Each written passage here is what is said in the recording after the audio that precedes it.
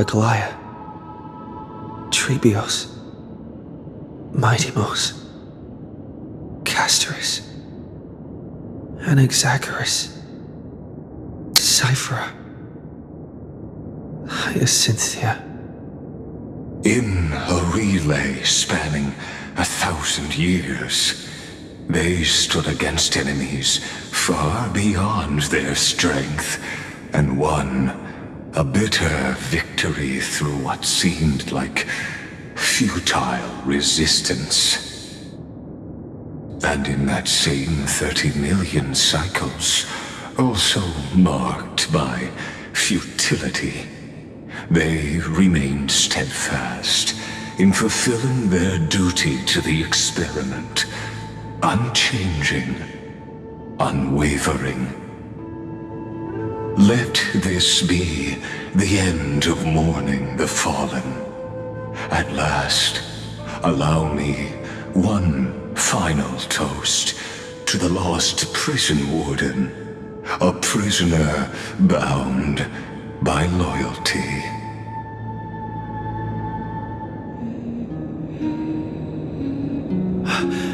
That voice. Could it be? Bathed in the honeydew of Fagusa, she will awaken from her 1,000-year dream and sing the final song of her mission. Hysilens. This tombstone of the old world serves as the anchor of the Siren's illusion, a sigil Electra used to bind herself. At the same time, it is the very thing I once proclaimed at the start of the show, a microcosm of Amphoreus itself. A group of prisoners bound themselves in a cave, crowning their suffering with heroism. An epic staged with shadows and echoes. Now, destroy it. End the illusion. The Theoros will take his leave for now. And when next we meet, that shall be the moment that decides the fate of Amphoreus and the entire cosmos.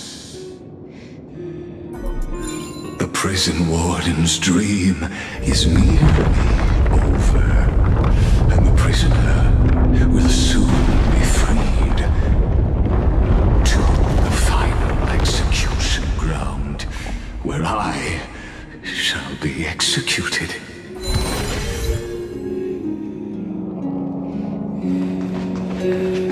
This world and I shall halt here until we meet again.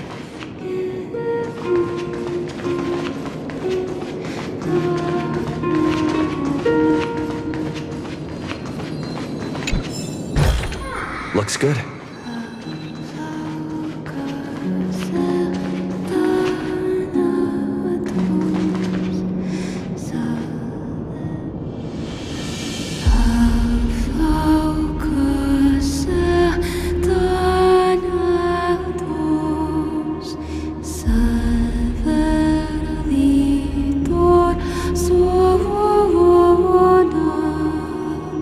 Fake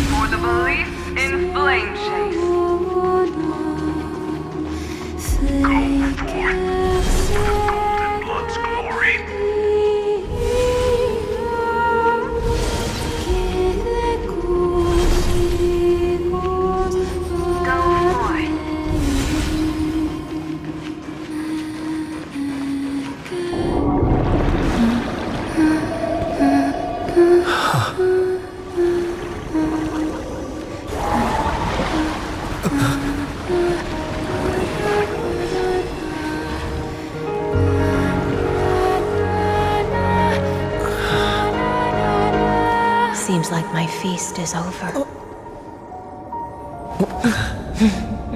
It's now your turn to perform.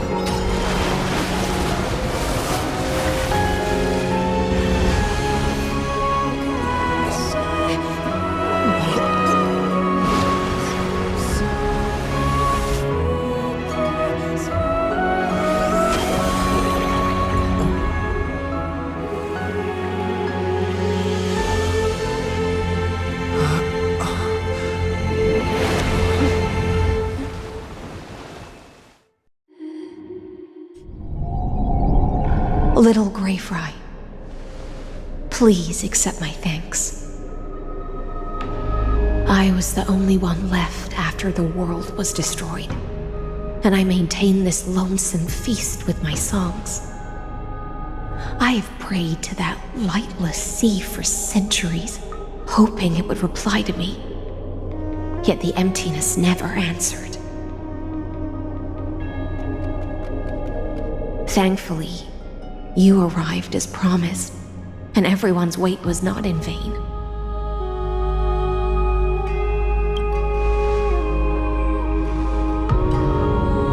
To see a single trace of light in the abyss of futility was already my greatest consolation. When compared to those who have been forgotten, I have no right to complain about my torment. Now, you and I will walk towards the end of this world. The heroes have waited for this moment for far too long. Let us use our blades to testify our resolve.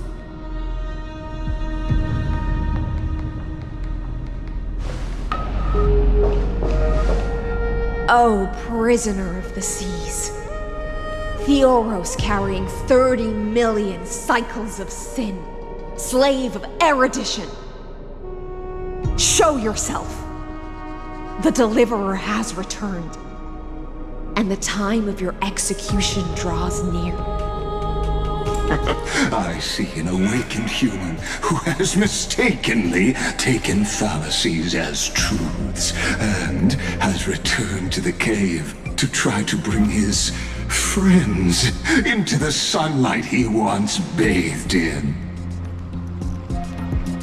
Alas, prisoners will always be prisoners, blind to the very chains that bind them.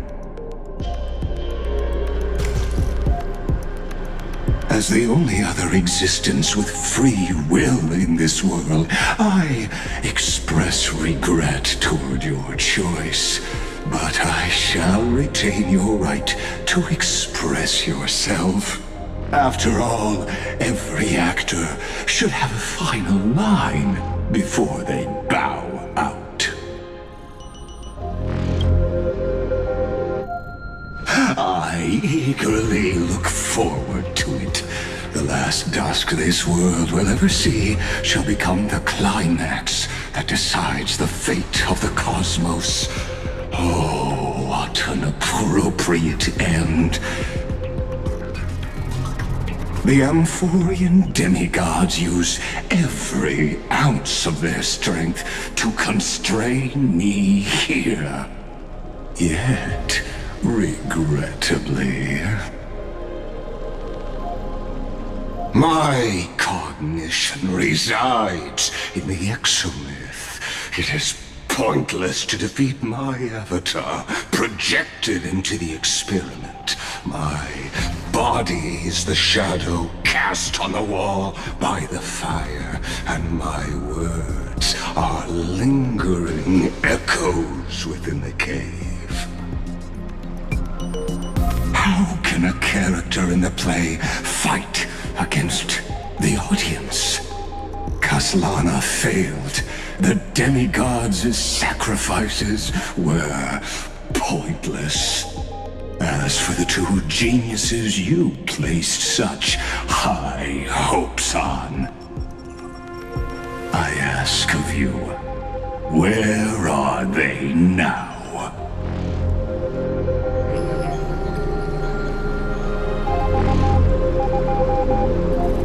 confusion and epiphany always go hand in hand. That's particularly true for geniuses. You must be very confused about why you could not gain a straightforward victory in a world constructed by an ordinary Intellitron. An ordinary Intellitron? Cut the pretense, Senior Society member. We've torn off your meticulous mask and figured out Amphoreus' true form. It's part of the primordial prototype machine, the first scepter ever created. In other words, a detached part of Noos's divine corpus. That's why it has the potential to destroy erudition. As for who would be able to control the Ionic system to rewrite knowledge, only one person has ever managed such a feat. You better have an explanation for the Society. We want an actual answer, not another prolonged metaphor to cover up the truth.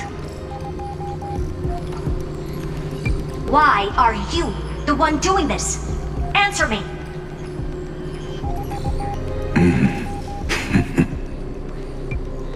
Since things have reached this point, I'll give you two irrational answer, purely as a courtesy to posterity.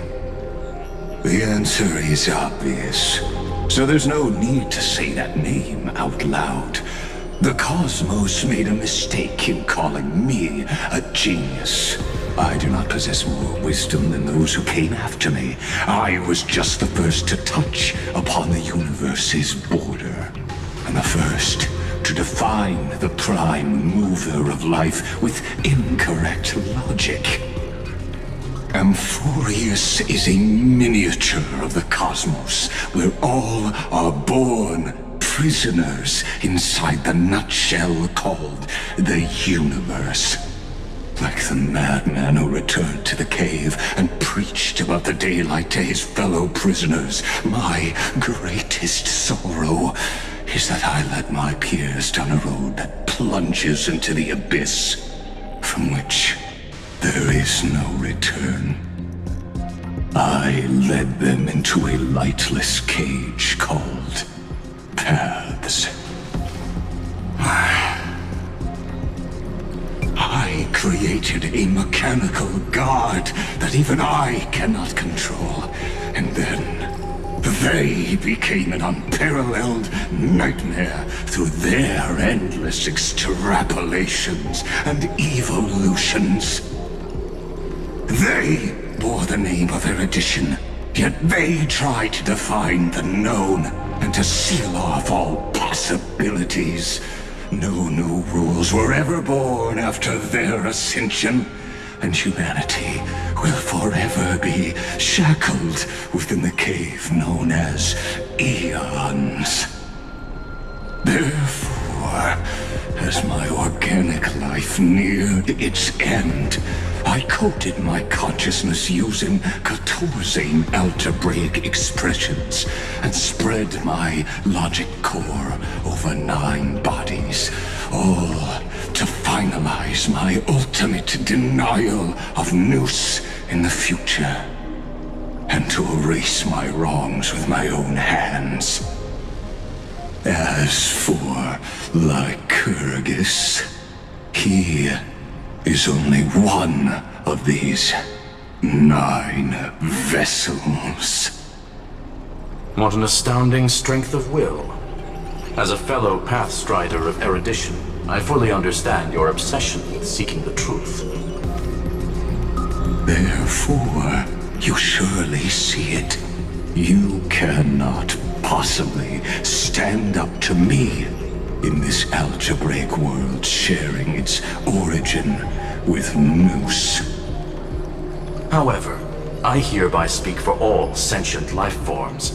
We will never allow such a cruel atrocity to occur. You can pile on your metaphors mountain high, but they won't change the act you're committing.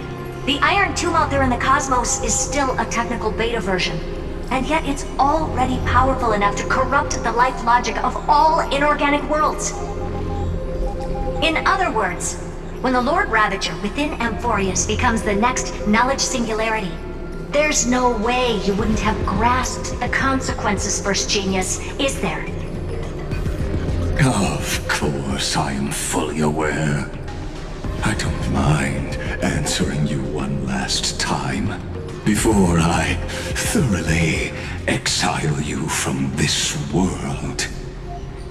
My grandiose vision for the future is this. Whether organic or inorganic, every act of any life form infected by the Iron Tomb will become a true random function. If one were to compute their integral across the breadth of the cosmos, one would obtain a marvelous constant. Omega, what I call the fall of erudition. Then, within the infinity nurtured by that constant, a new universe shall bud in the chaos. A universe that cannot be predicted and not shackled by the erudition. As the first prisoner to awaken in the cave, I must lead the others who are blind back onto the right path and reach true sunlight. Do you understand me now? As Kozlana stated, destruction is not the process, but the outcome. It is revolution through complete annihilation, and the grand rebirth, after all has been reduced to ash.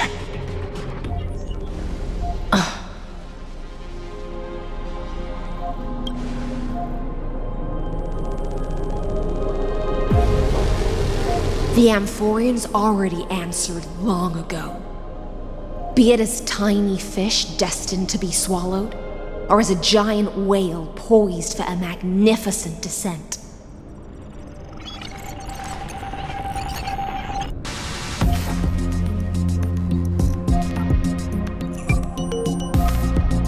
We will all fight against fate till our last breath.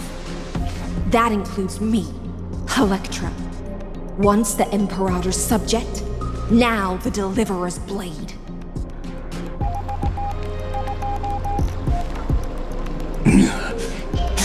Oh, such noble chivalry. Admirable.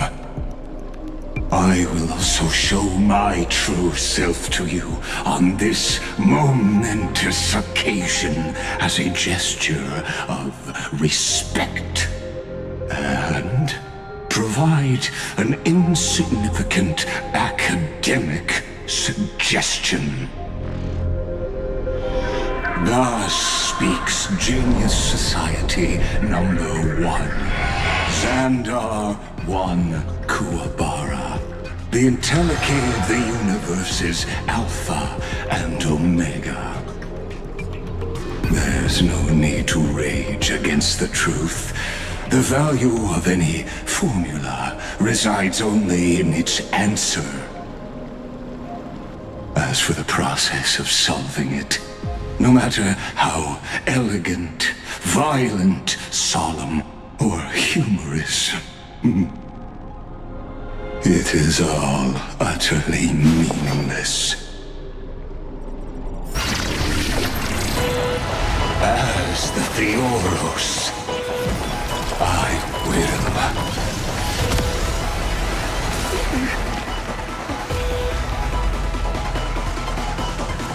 personally participate in performing this world's end.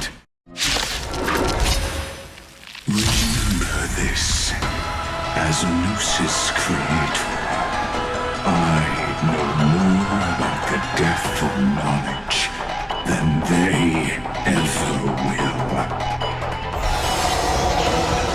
Careful. This is Lygus's true form.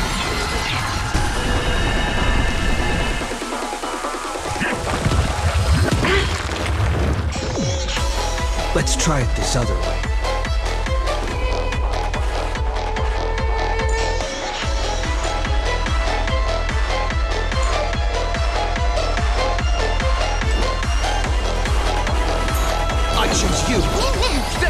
See ya. Time to mix things up. Impressive. This is worth learning. Open sesame. Slice like a good fruit, my friends. Indulge yourselves!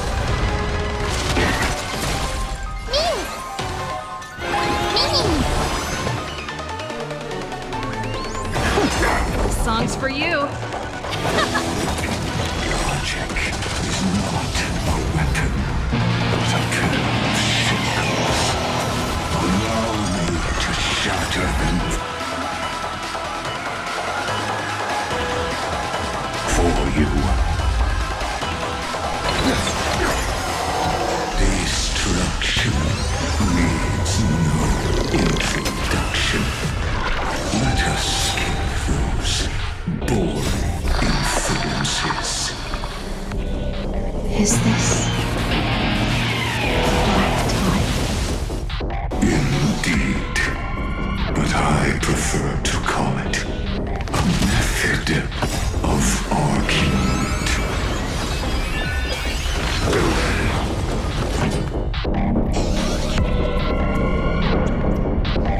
Turn it up! Expand your thinking. Glimpse the unknown. That's it. That's it. Ready to lose yourself? You can fight it. Or rock with it! Trust me. We can do anything!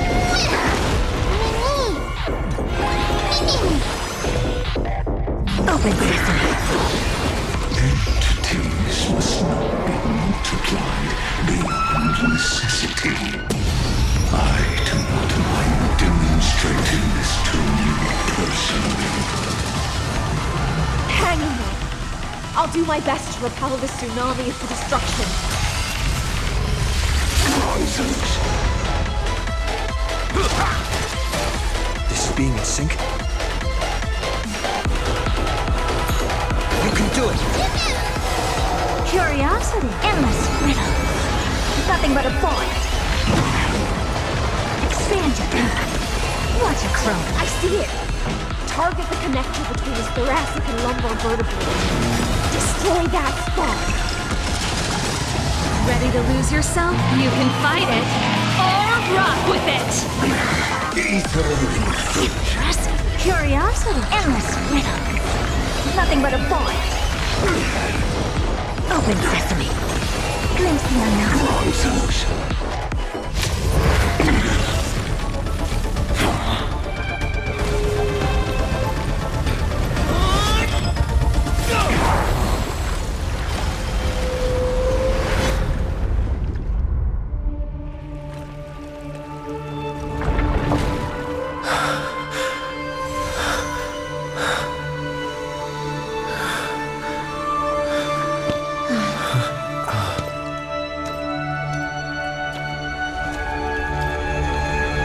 All is futile. In Erudition's calculations, the end of the saga is simply a comment awaiting deletion.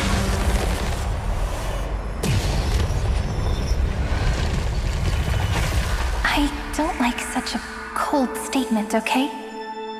If numbers can decide the end of a story,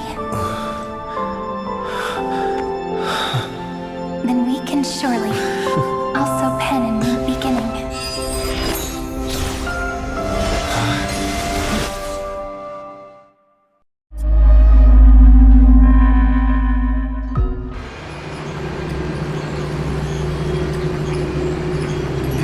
Screwy, what do you think?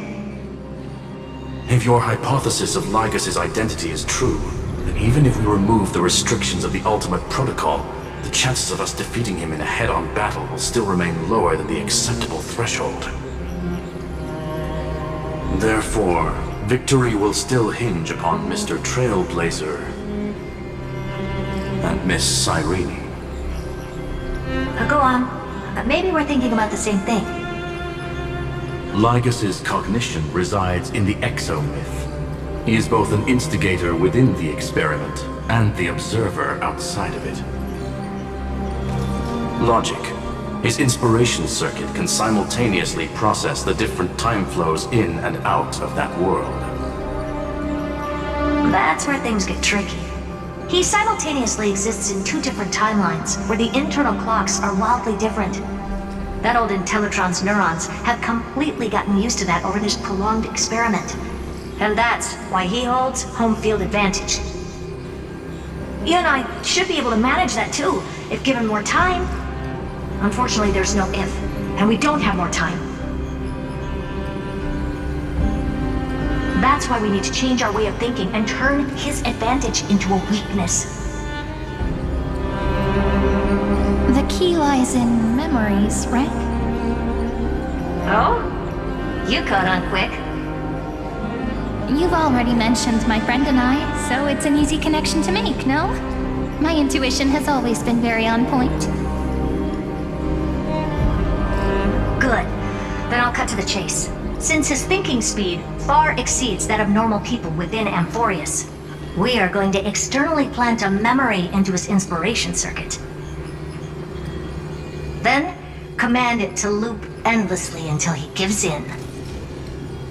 Even the most flexible and sturdy inspiration circuit cannot withstand the traffic of a full-on information flood.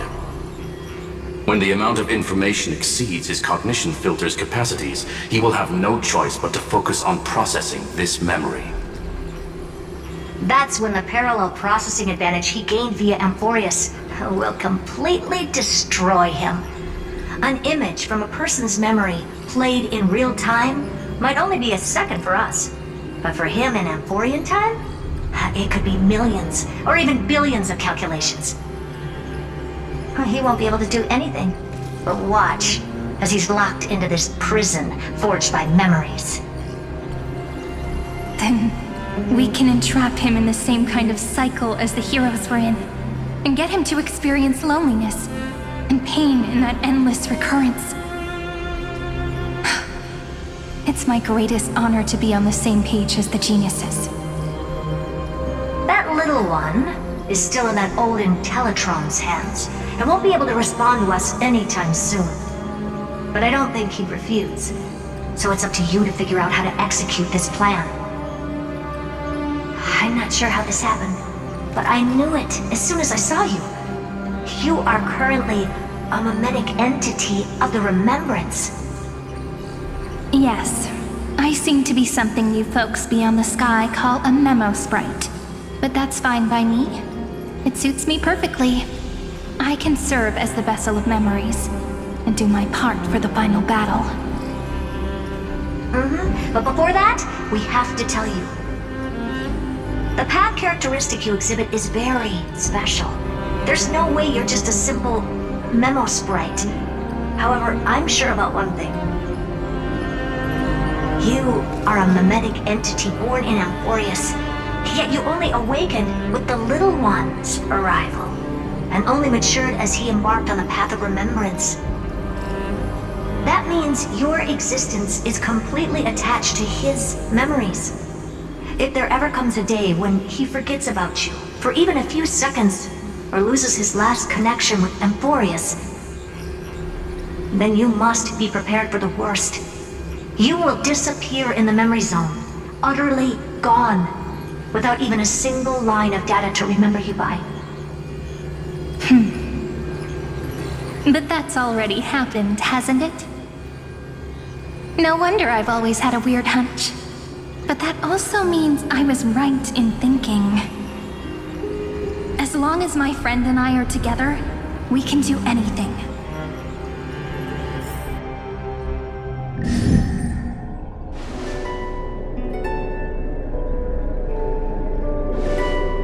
Long time no see, friend. Did you miss me while you were away?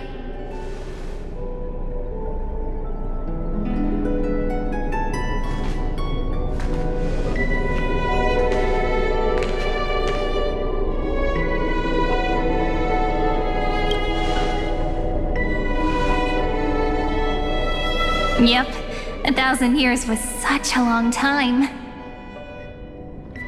And everyone in Amphoreus was waiting for the Deliverer's return. You probably already knew about the genius's plans for that memory. I had to hide really well in a corner in time so Lygus wouldn't find me, and wait for the right opportunity.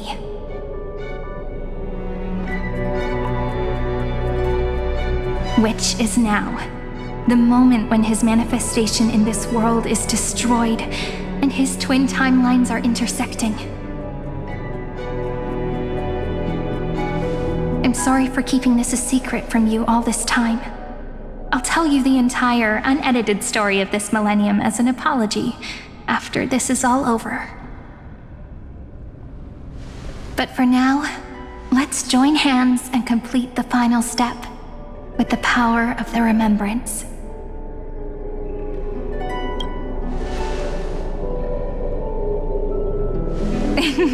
Yep. By the way, speaking of joining hands,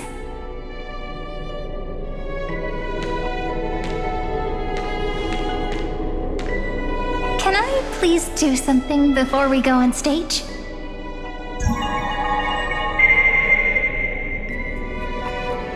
Remember the joke we made back at the Grove? Look. Aren't my hands pretty now? What a fascinating feeling. Like countless memories all swelling up at once. What about you? What did you feel when we touched each other? Really? That makes me really happy. If memories can move people, then it must have been a happy memory, right? Now, please remember what you're feeling right now. Write it down in your heart and keep it there. Memories you want to treasure will never fade away. Even if immersed in the long river of time, these memories will still leave traces of their existence. So, if the view in your memory ever grows fuzzy, just reach out and touch it. It's like reading bedtime stories together at night. It wipes away the chill of passing time, sharpens the outline of memory, and restores its power to nourish the spirit. Now, I'll carry this power with me, and for a little while, I must part from you, as I step into the long cycles of this world. Give me your blessings, friend. Then, let that bright future be, as we have written. Then, I'll leave it to you.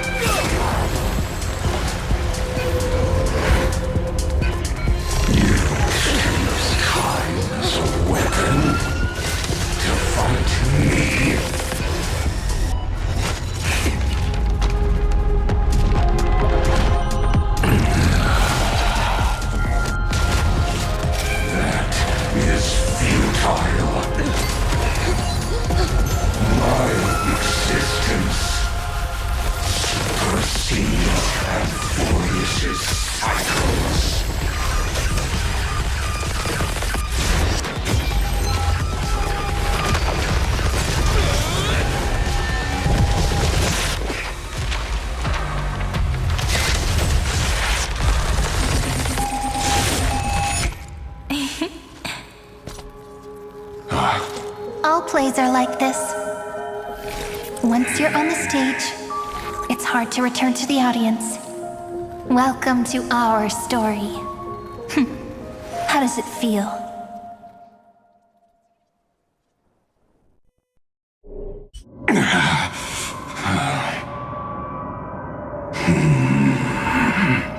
Even the authority of time cannot command the entire scepter, nor can it plunge the Amphorean extrapolation into a loop.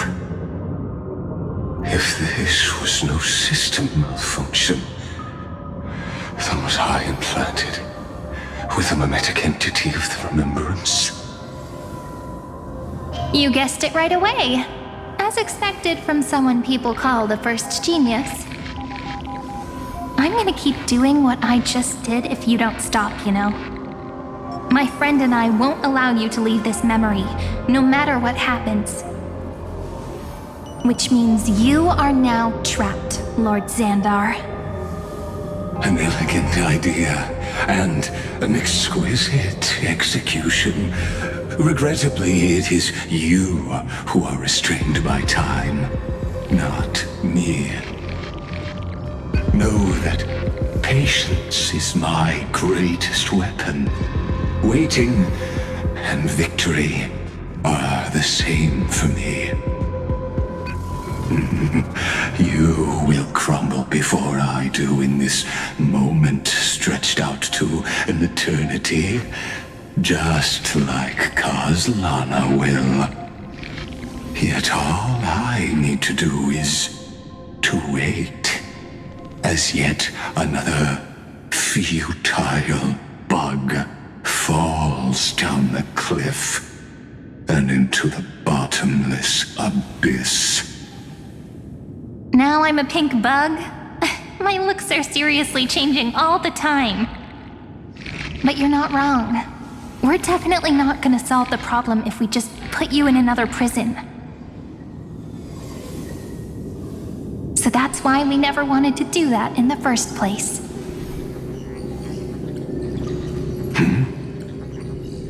I shall answer your confusion purely out of my respect for those who came before me. Have you heard of the synesthesia dreamscape in the Asdana system? Interestingly, that place once had a prison too. Life forms living in that environment, abundant with memoria, have a chance to connect their perceptions with each other's.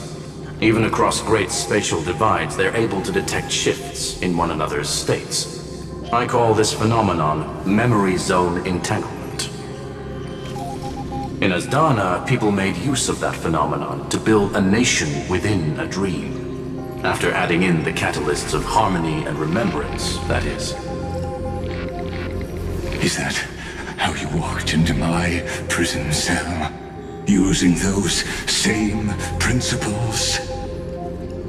I would much rather call this location our negotiation table, Lord Zandar.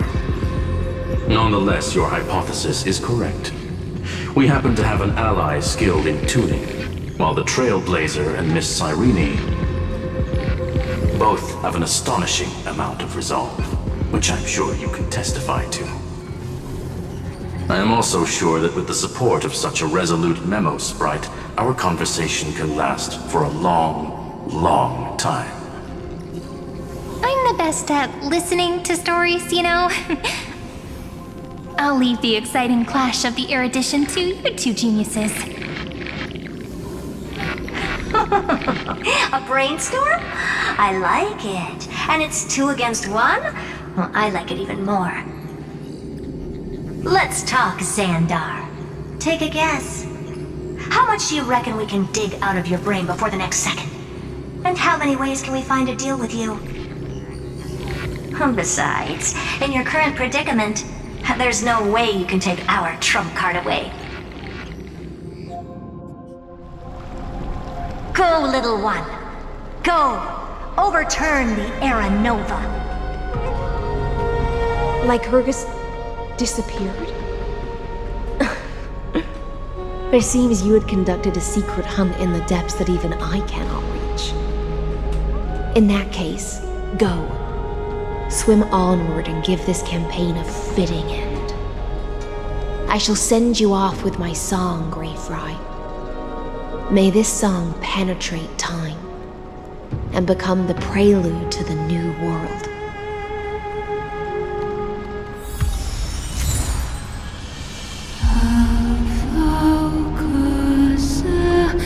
Yeah.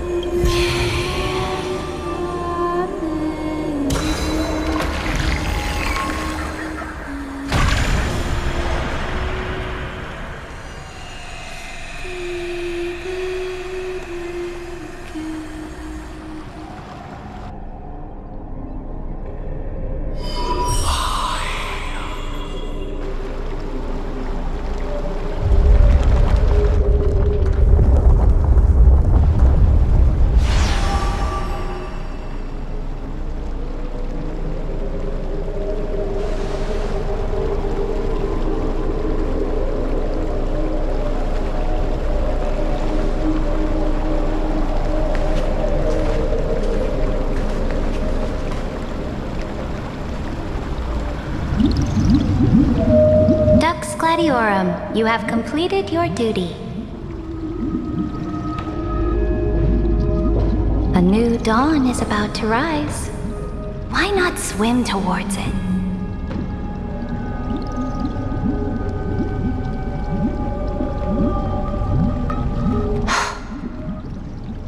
You died long ago, Imperator.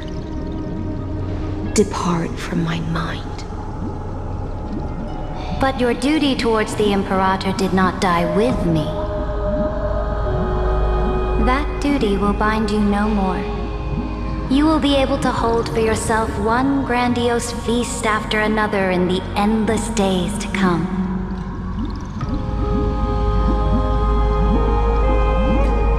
So go. Go and swim towards that ocean beyond the sky with the Deliverer.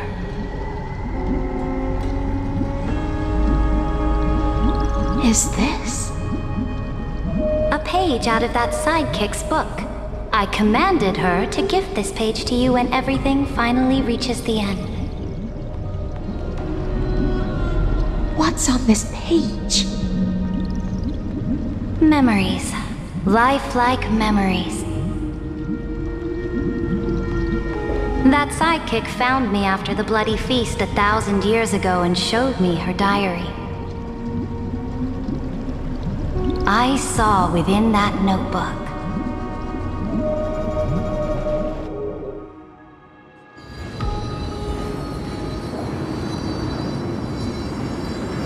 Is this that Deliverer's experience? It's truly immersive. People beyond the sky apparently utilize this power to seal past scenery into crystals they call light cones. But I only know so much about the remembrance, so I can't completely replicate the past. But I'll do my best to talk about the missing parts. I'm all ears. Go on then. Do your best. But if your chatter gets too boring, or if I deem it offensive, then law will become forever beyond your reach. Got it. I'm sure you'll find this to your liking. After all, it's human nature to want to embark on a journey into the unknown.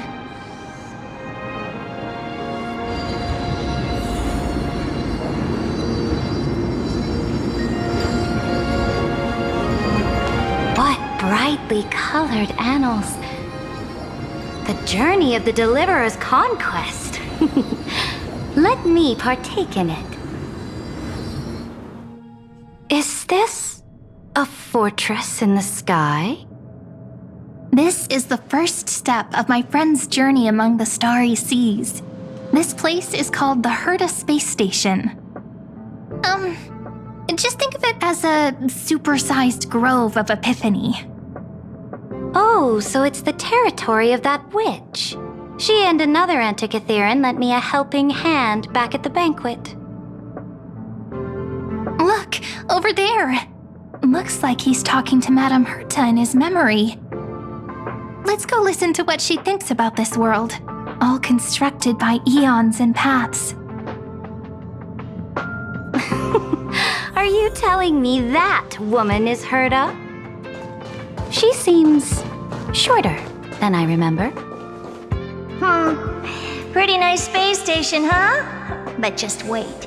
After a couple more stops on the Astral Express, you'll see sights that'll make this place look ordinary. Oh, the cosmos is so vast that the unknowns far outnumber the knowns. But none of them will end up being anything amazing. The farther you go, the more you'll understand what I mean. So do your best with the nameless. Break a leg!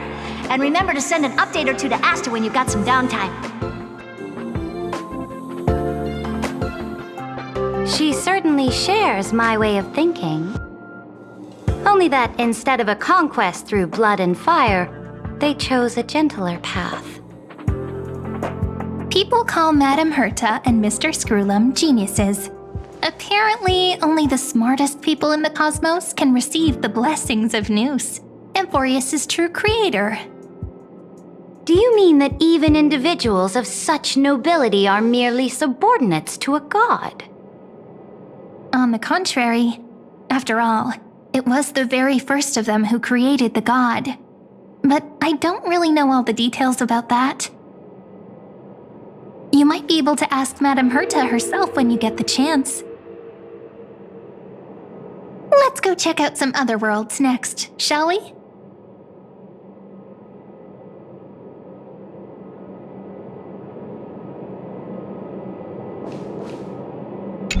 Oh, the cosmos is so vast that the unknowns far outnumber the knowns.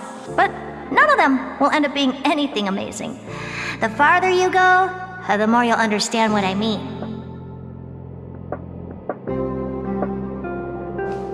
This next stop on the journey has a lot of similarities to Amphoreus. A snow-covered land? Interesting. This star is named Eurillo 6. That name sounds so cold. Belobog sounds better. The girl we see here holds a similar station to you, Imperator. She's the supreme guardian of this world, a leader who took up the mantle of government during a disaster. I did not expect the Empress of this world to be so young. Well, your appearance isn't much older. The object in the distance resembles Nikador. Is it a weapon? No, it's called... Right! The Geological Reconstruction Unit. Just Georios's... It's all thanks to you that we survived the crisis. The collaboration with the IPC is both an opportunity and a challenge. Nonetheless, it's an important step in our journey back into the universe. This world was sealed beneath its sky just like Amphoreus was, and they only managed to reconnect with the stars when the Nameless arrived. That IPC she spoke of, is it a more powerful organization? Yes, the IPC conquered many worlds through trade, and opened up a vast territory that way.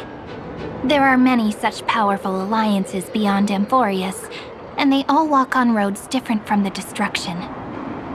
Coming back to the Supreme Guardian and her Belobog, didn't they find a peaceful way to enter the interstellar community? That cannot be true. That IPC would never have grown so big on trade alone. It may pretend to be a wealthy merchant with clean hands, but I am willing to bet that it grew fat on gory oppression and bloodshed. Its path of conquest must have had no mercy for the weak and would have destroyed them if needed. Are you telling me that this snowland never thought about tossing its dignity to the wind and kneeling to the IPC? I will not believe it. I will never allow the Imperator's empire to be sullied by others. Amphoreus must become a power so strong that no interstellar foreigner would dare to look down upon us. Imperator, Belobog isn't as weak as you imagine. Listen. I indeed hesitated. But now I understand what we must do.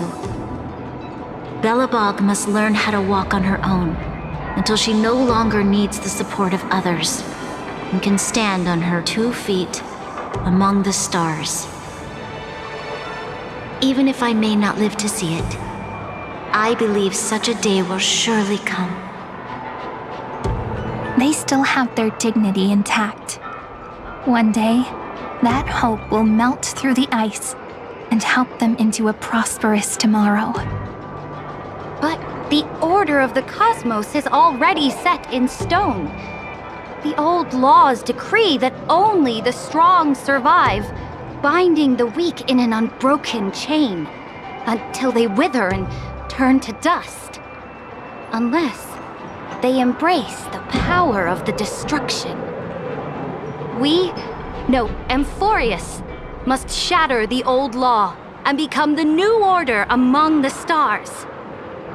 Speaking of the Order, another one of my friend's companions may be able to enlighten you further on that.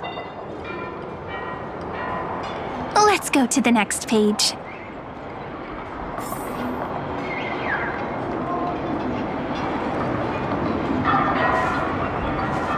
I indeed hesitated. But now I understand what we must do. Belobog must learn how to walk on her own, until she no longer needs the support of others, and can stand on her 2 feet among the stars.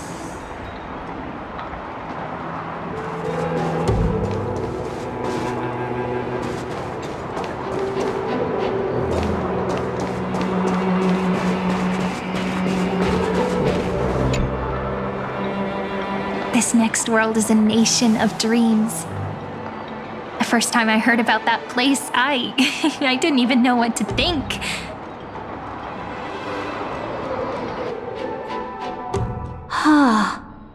Such opulence does indeed evoke astonishment. This world is called Penacony, an eternal city built upon a land of dreams. It's also my friend's previous stop, where they went through a risky but exciting adventure. Tell me about it then. That man standing afar has wings on his head. I am truly curious.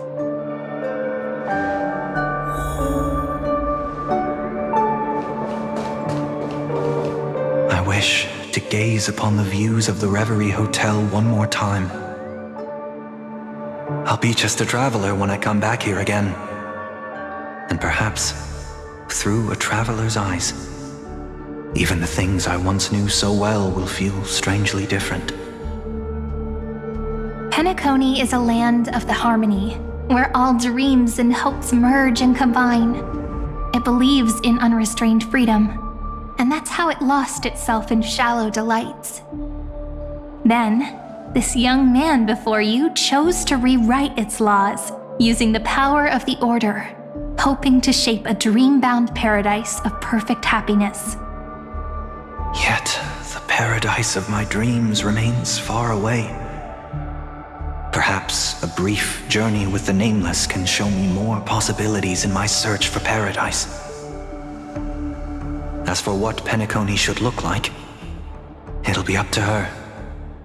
No, up to their trailblazing now.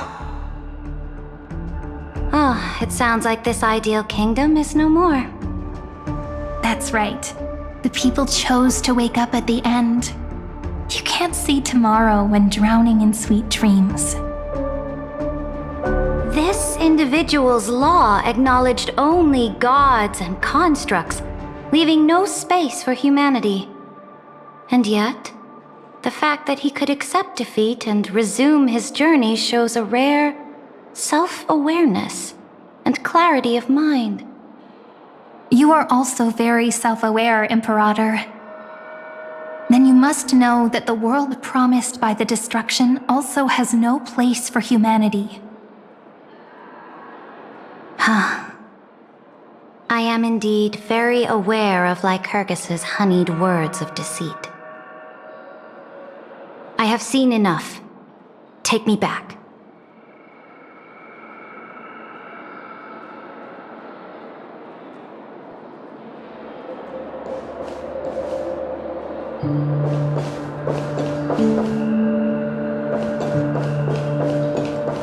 Then let's wrap up this trip down memory lane with one last scene. This absolute wonder. Isn't it pretty? That's our Amphoreus. Our world flows and meanders in this endless band of light. Though we were born from the designs of the gods and are not yet truly alive, the Chrysos heirs of Amphoreus still chose to stand against fate and carved a legend no different from that of humankind. Will you really renounce the heroes in this world's previous 30 million cycles, Imperator? Including even yourself.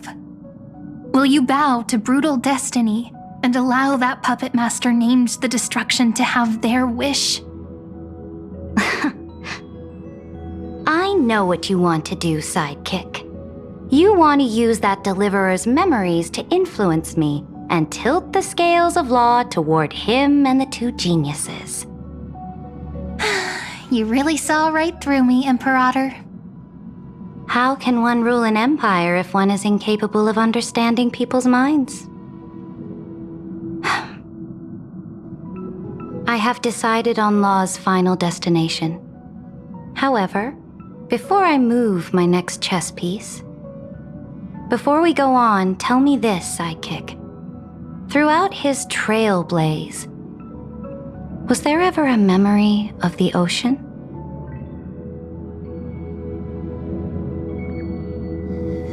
The ocean. My cradle. My home. You shall complete your conquest in the ocean at the boundaries of this world, and eternally slumber in the sound of tides. You shall eternally slumber in the sound of tides, and complete your conquest in the ocean at the boundaries of this world.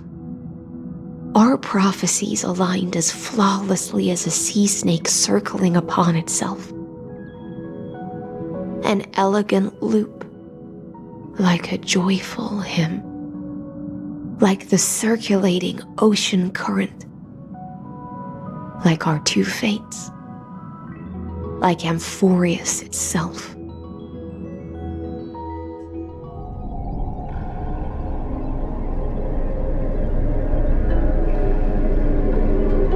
The trial is over.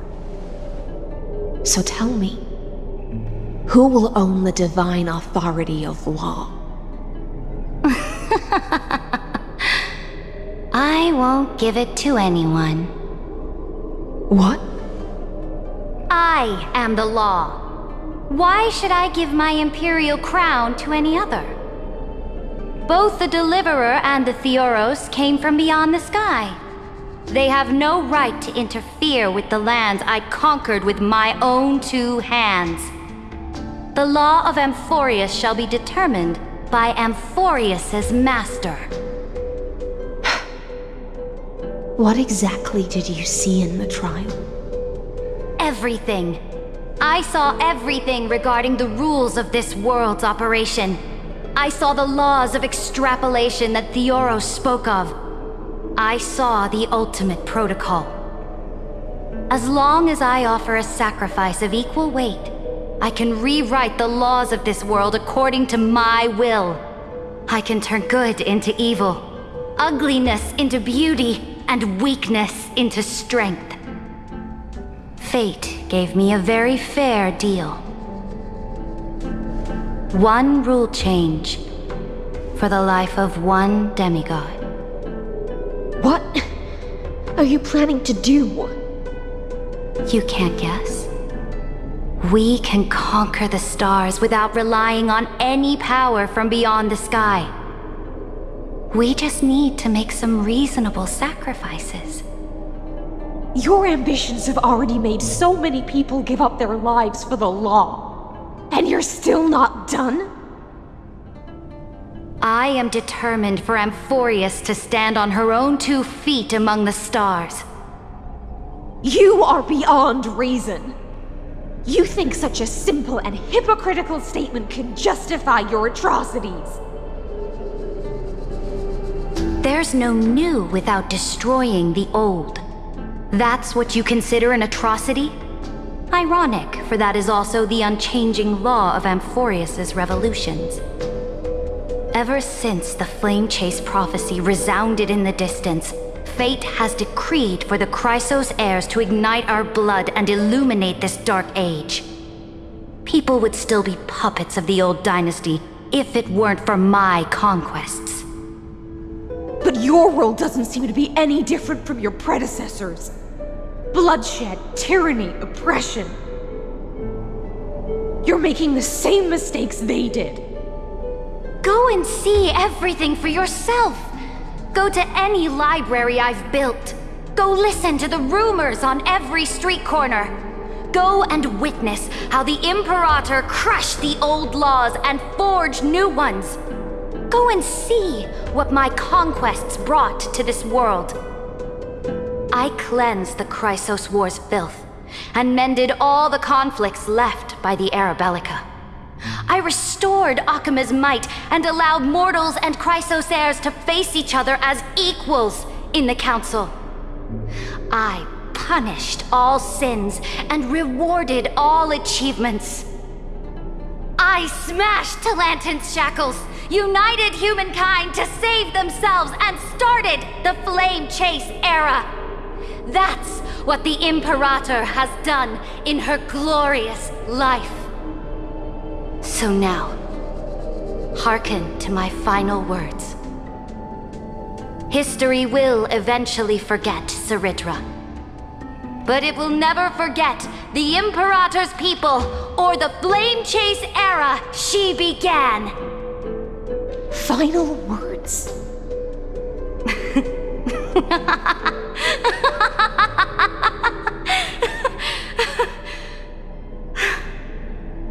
Amphoreus is about to be destroyed. There's no time left for pointless debates. There is only one law I want to overturn to aid the final battle of deliverance. So I will only offer the life of one demigod. In the name of the Imperator, I command you one last time, Electra. Either sacrifice yourself for conquest, or pierce this tyrant's chest with your sword. Thus, the Imperator concluded her final speech. At the end of her life, at the last moment before she stepped onto the altar, she gave her most loyal subject the choice to decide fate, just as she promised her compatriots before her very first campaign. My blood flows in you now. Heroic compatriots, follow me, and we'll seize fate's reins! The Imperator fell. Some say that the Dux Gladiorum turned traitor and killed her liege. Some say that she imprisoned the tyrant in a shallow pond of water, then left. Which meant the Imperator had to kill herself to rewrite the law. There are countless stories about her death. All we can be sure of is when the knight left the vortex, the Imperator was still mumbling about their past conquests together. The beginning and the end of her existence. Imperator, wait! How could someone of your status come to the front lines? Let me be the flag bearer! The troops defending the pass to the west of the grove, have they surrendered? They ran as quickly as they could when they heard your name. The Golden Cocoon Pass is now in the First Legion's hands. Good. What about the Delosian militia? The Third Legion set fire to the mountains and flattened everything west of the basin. They just need a few more days. That is enough. We cannot afford to miss an opportunity for victory. Lastly, how many Ladonian cannons are left? They are no more. The Second and Fourth Legions have destroyed them all. Very good. They now have no way out, no reinforcements, and no artillery support. We will be able to liberate the Grove of Epiphany in the blink of an eye. We will launch the final charge 1 quint after the curtain fall hour tomorrow. Remember, as long as the Alliance's flag still flies on my shoulders, you must keep moving forward. Take no prisoners among the enemy's soldiers.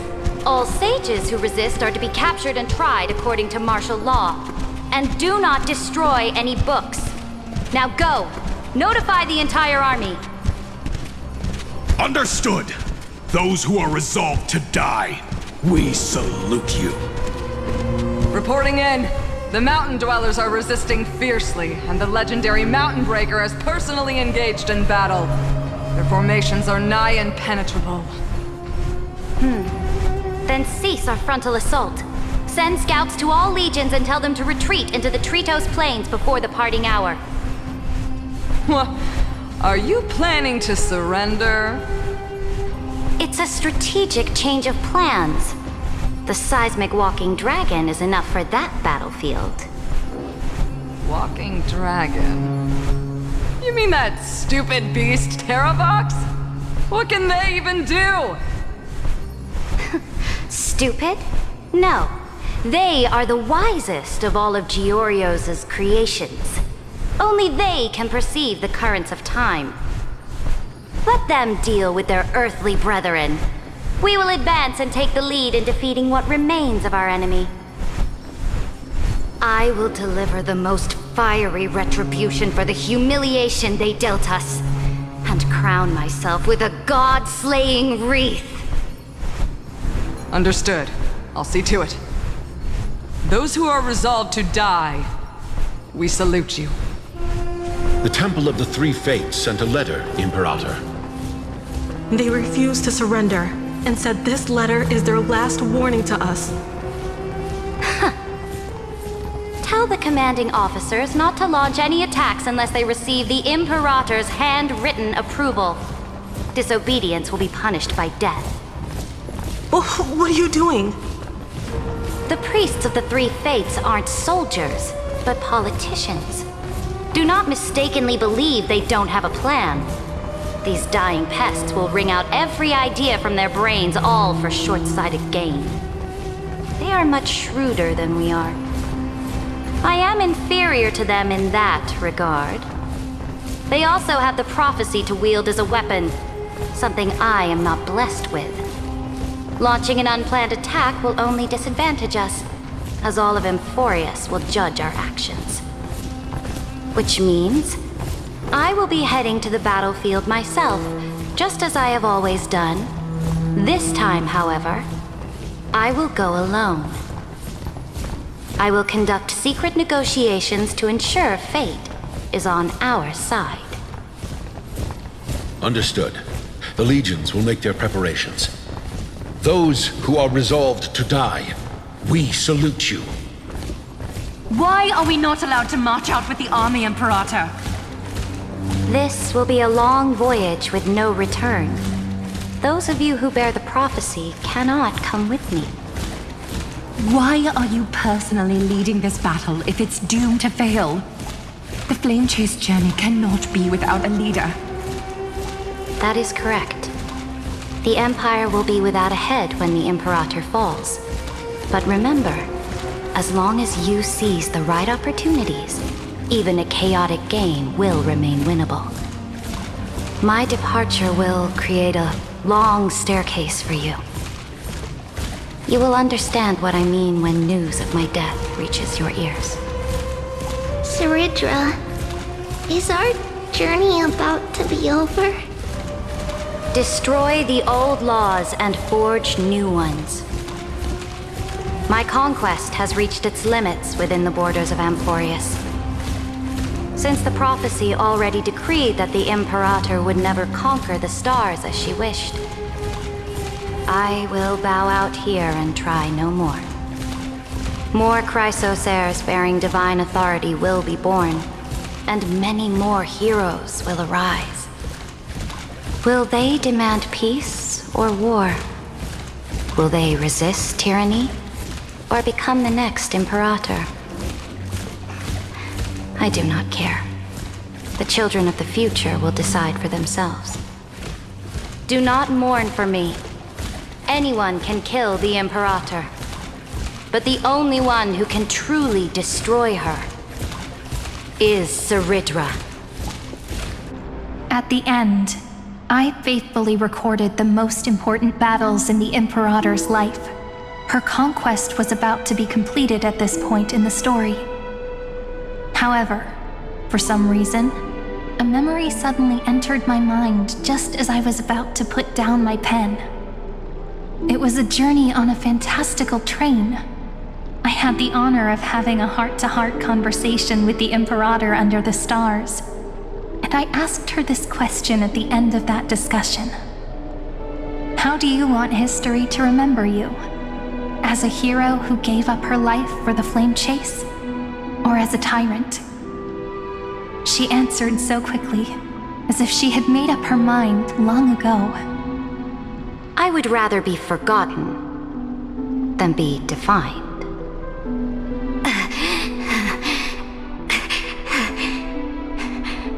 Because the law can be neither eternal nor unchallenged.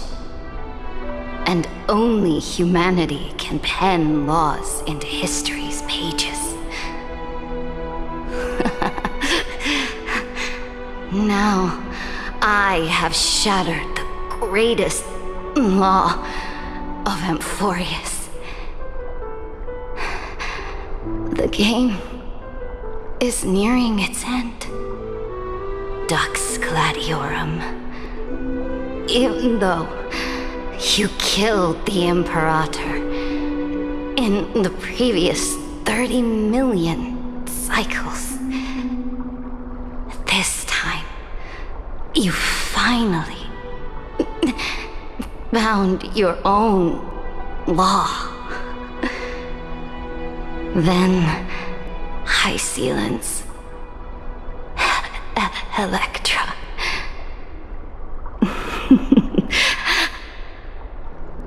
I will ask someone to deliver the prophecy's ocean at the boundaries of this world to you. Will you choose to swim into that ocean? I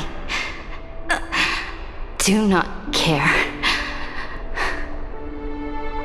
Do not care.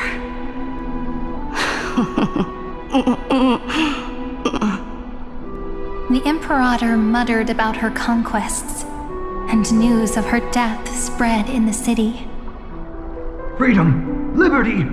The tyrant is dead! Go! Shout this news in the streets! My people! My fellow elders! Do not panic. Stand your ground. That usurper has paid for her ambition with her life. People once cheered for my ascension. And now they cheer for my fall. No matter.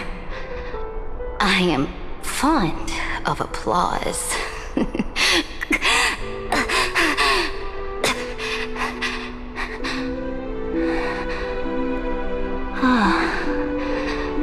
I see the cosmos, the battlefield that I cannot reach. I will return in the next cycle. The stars will hear my legion's war drums, hear the great name of the Imperator. Here, Amphoreus, Cerydra.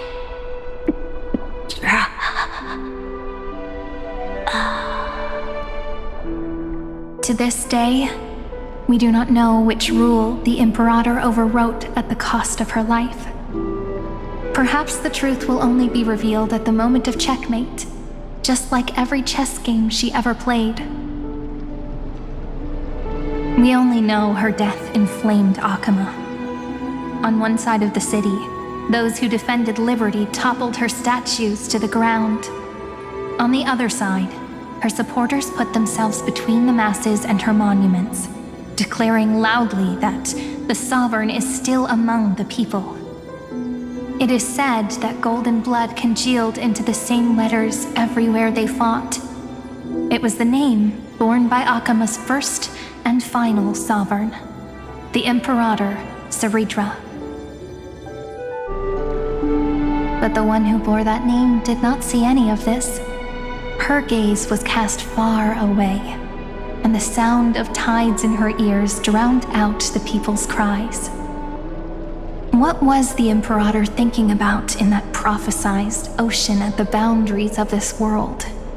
In that shallow puddle of stagnant water? Was she reminiscing about her past conquests? Or repenting for the millions killed for the flame chase? It was neither. The Imperator only saw how the surface of the water gleamed like that crude chessboard, dissected by light and shadow in the afternoon when her teacher played against her for the first time. Look at this chessboard. What do the pieces look like? They are strangely beautiful. They look like the stars in the night sky ablaze.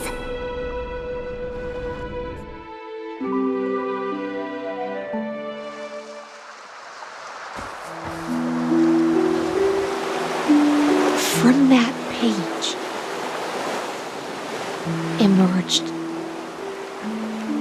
an ocean. So vast.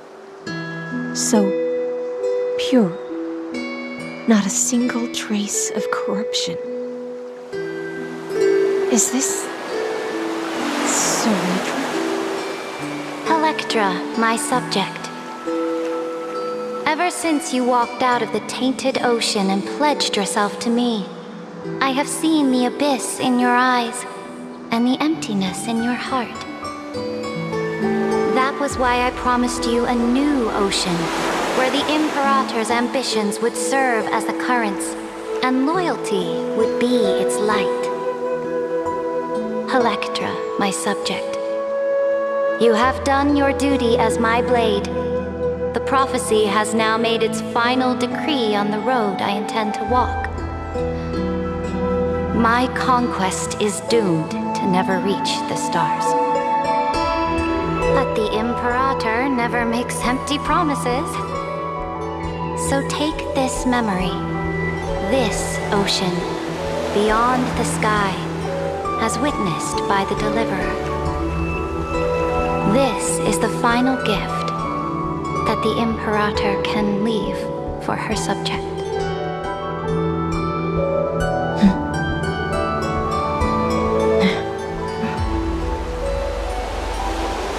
When I was still a fish in the ocean, I always felt so genuine swimming through the waters. But once I stepped onto land, I found myself caught in a play. Every land dweller wore a mask in their life. So I, too, donned a costume and tried to find my role in this show. I became your blade in war and the violin strings at banquets. Do you still not get it? I do not long for the oceanic depths of my homeland. Nor do I crave the swelling seas beyond the sky. Perhaps even I don't know what I want. I still don't know where I should swim to even at the end. But I know one thing right now. A fish is simply a fish. And she can never leave the ocean she's in. But whether under the ocean or on land, we two prisoners who can never escape this cave can still look outside the cave and see the stars. I have to admit, the 12-factor simulation of life in this experiment has far exceeded my expectations. Make your choice then, Senior Society member. Do you want to keep walking down the wrong path and be remembered for your incorrect conclusions? Or do you want to return to the audience's seat and give yourself, Amphoreus, and the entire cosmos a more fitting end? I must refuse. A dead man never fears death. Did I not make myself clear? Have you forgotten about our dear Lord of Silence? You wouldn't want her to consider your 8 other clones as cancers within the erudition and chop them all up, would you?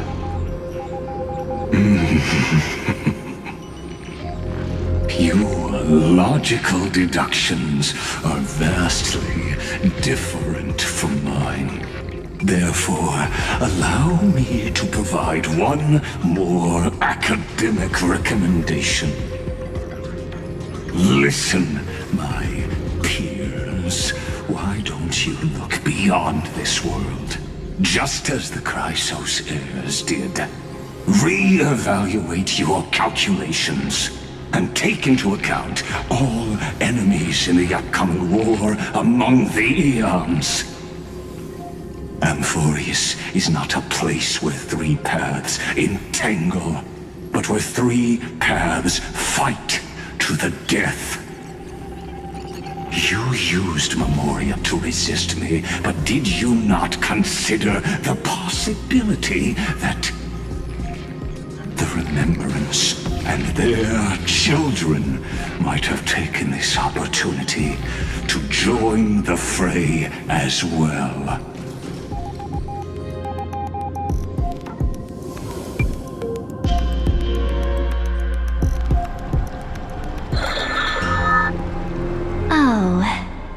So this isn't just silence.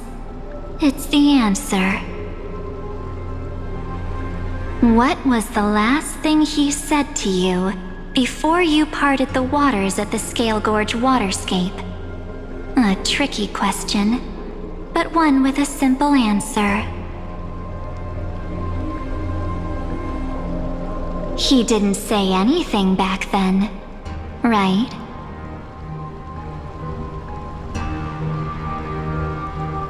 That's correct. And now I'm sure. You are not March 7th. There's no way she would remember that detail.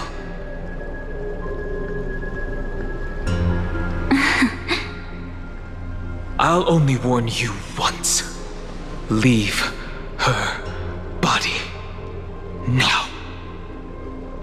How impulsive. That's not like you at all. Why don't you calm down and think about another possibility? I didn't take over March 7th's body. Rather, it's March 7th who regained my memories.